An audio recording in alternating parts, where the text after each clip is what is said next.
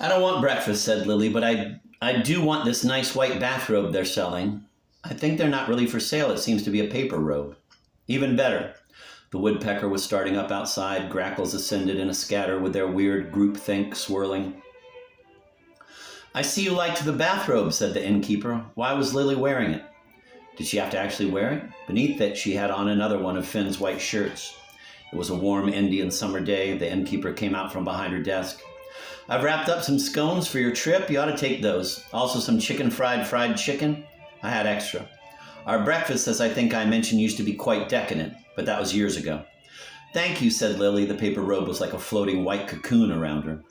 The toast to the bride, said the innkeeper, lifting her coffee cup. Thanks, said Lily, who had never been married and never would be. Yes, thank you, said Finn. He had stolen the notebook from the room, slid it into the back waistband of his pants with his jacket covering it. But his plan was to return the thing eventually. The morning light was lemony and bright. The sun so hot I froze to death, said Lily. The dark spackle of high migrating birds briefly decorated the sky. Those buzzards, you think? No, he craned his neck to look at a chevron of ducks. Buzzards circle. Yes, that's right. Like a lasso. In the car, she pulled down the car visor, then opened the bag of scones and chicken. Taking a cranberry from one of the scones, she rubbed it on her lips and cheeks for a rosy tinge. Instantaneous health, she exclaimed, looking in the mirror.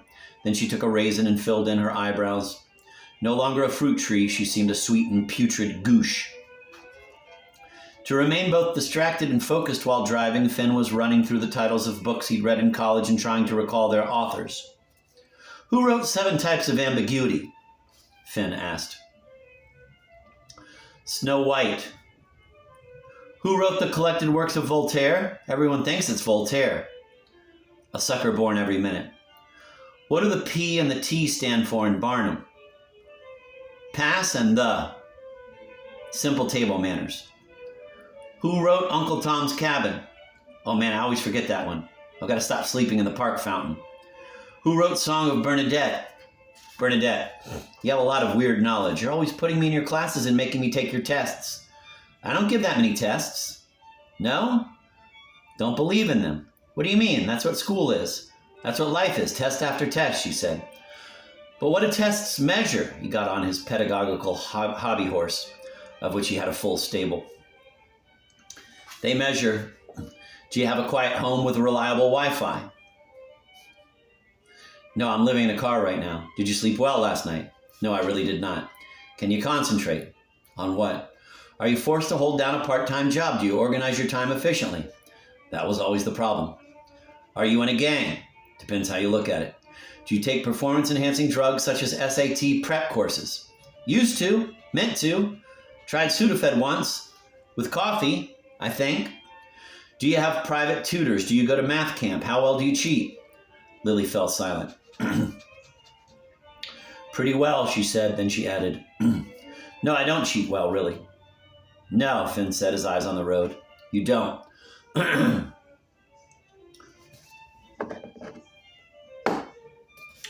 Sometimes vehicles glided past them, old retired couples speeding up for a dangerous thrill, and Finn wished they would take him to wherever they were going. But they were going way past where he was going. His GPS was directing, and his signal to turn right was on already. I'm looking in the side view mirror, she said. What do you see? A winding road disappearing into haze. I fear there's more of that ahead. I have no plans, said Lily. Finn glanced over at her. Her watery eyes suddenly now seemed bugged out and fiery. What do you mean you have no plans? Of course you have plans. She was perhaps as ambivalent as he was. I just read my palm, and now that it has no dirt on it... She flashed it quickly in his peripheral vision. Nada. Fate has changed. She seemed always to have something up her sleeve. Perhaps he could talk her into life. Remember when we first met? Lily asked, and of course he did, in the computer repair shop run by young people and strewn with so many electronic parts. It looked like a robot war. He had been there for an upgrade. She had been there to sell them her old iPod. It's practically the only lawful place that people can meet now in real life, Finn said. Was that real life? Be nice, he said. When we met, I said, let us entangle and embroil. And you said, yeah, right. The repair shop, the curbside parking, the exchange of numbers, then at her suggestion, you were somewhat suggestive, he said now. He arranged for her to visit the school on Career Choices Day to speak about the sick and how one tries to make them laugh and think life is good despite everything. Dressed as a clown. But before he could tell her again, for she used to like to hear it over and over, how he had loved her almost instantly, though he could never reach the top or bottom of her infinite self, or so it had seemed, not just now but even at the start, he fell into a new fugue and rush of memory. Her presence had always been alternative, somewhat like a set of choices, none of them wrong, none of them correct. Her choice, his choice, the clown school's choice. She had then invited him over to look at her rotted deck, since he had stupidly boasted of carpentry skills and having painted his house 3 times. Look at this rot. How will you ever land a man with a deck like this? Finn had said to her as they stood on her decayed and moss-edged boards. She had smiled back, so he continued. Dressing up like a clown for a living and with a deck like that? I guess you don't really want a man. Her face had gone still, and the silence between them felt a little endless until she'd said, I guess I don't. He had always been helpless before her. His life became a halting imitation of personal choice. He was like a lost planet orbiting a chilly red dwarf star instead of an actual sun. She mentioned doing a Planned Parenthood fundraiser and said to him, everyone speaks of the abortion rights of the mother, but how about the abortion rights of the baby? The unwanted baby has a right to an abortion as well. He only now recognized so many things as signs. When they first slept together, he turned to her in the morning and said, I know this is too soon, but I do believe I love you. She had said nothing, though he waited for a long time until at last he added, I know you really love me too. And she had said, so what? Now on their way to the inn, they switched parts. I know you really love me, she said, studying his profile. They had passed mountains and valleys filled with milky fog and rivers with alarmingly rusty bridges. The road was an unfurling ribbon without a gift.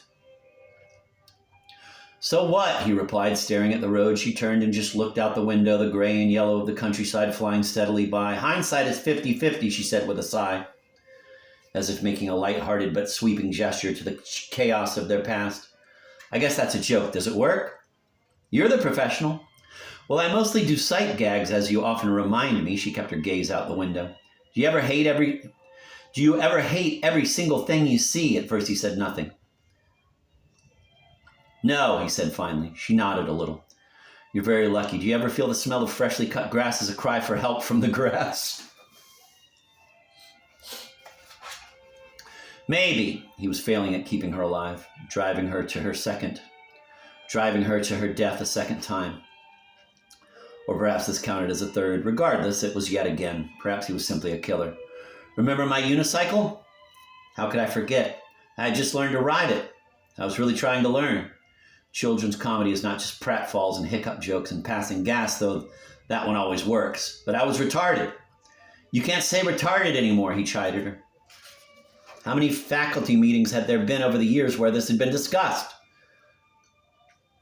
I know, but I really was, she paused. That's the thing about death, she said. You get to say whatever you want.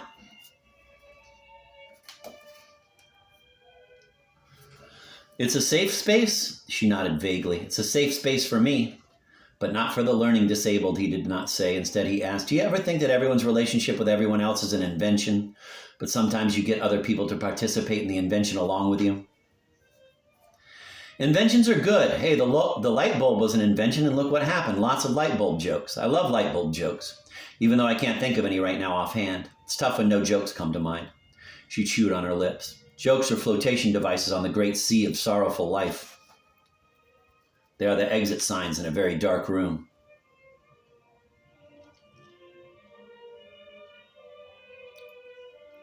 But you're a sight gag person, he stalled. I remember you zigging and zagging on that unicycle. Yes, eventually there were insurance issues. What did you end up doing with it? The uni? Yeah, sold it on eBay. That's right, you had a whole eBay thing going there for a while. The litter box still slid around in the back seat. Remember before Crater, our cats Lumpling and Dumpling? Sure, he said. And how when Dumpling had to be put down, Lumpling didn't understand. There was the vet on a house call in the basement administrating the lethal injection. And there was Lumpling prancing around saying, hello, hello, happy to see everybody. Even when Dumpling was dead. And then Dumpling was taken away and Lumpling didn't understand and fell into great despondency over the months, searching the house for Dumpling day after day until a thorny, malignant growth burst through into her sinuses and he began to die.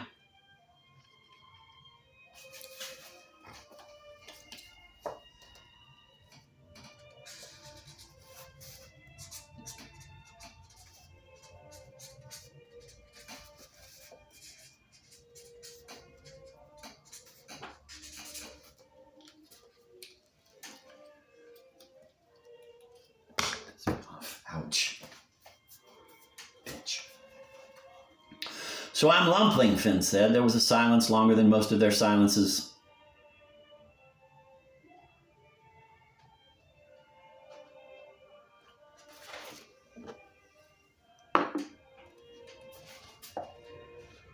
Finally, she said, "You'd rather be Dumpling? Why do you want to be Dumpling?" "You don't have to be Dumpling if you don't want to," she nodded. "I'll think about it," he nodded too. "It's a hard time for men and women. It's a hard time for us." Men and women, yeah. You know, one of the things I always liked about you, you're not one of those men and women men. You're never one of those questionable guys who said, "I really like women." Finn was quiet for a moment. "But I do like women." "Ah, now you've gone and ruined it." Though they were moving forward down the moody road, the road seemed instead to be rushing toward them so that they were like needles being threaded. On either side of the speeding asphalt, the grasses were yellow, twisted, and flat, and on his side, the broken center line blitzed by like a ticker tape. "Remember that time you helped me make a Lincoln's birthday cake for my students and we sifted all that flour and the kitchen looked like it had snowed inside?" "It's always snowing inside," she said, gnomic and perhaps distracted. "What is sifting for, anyway?" "To find the gold. To find the prize." "That's right, to find the prize and grate it to death. You were good at that." "Thanks." "Which necropolis are we headed to again?" he asked. It was as if they both kept putting it out of their minds.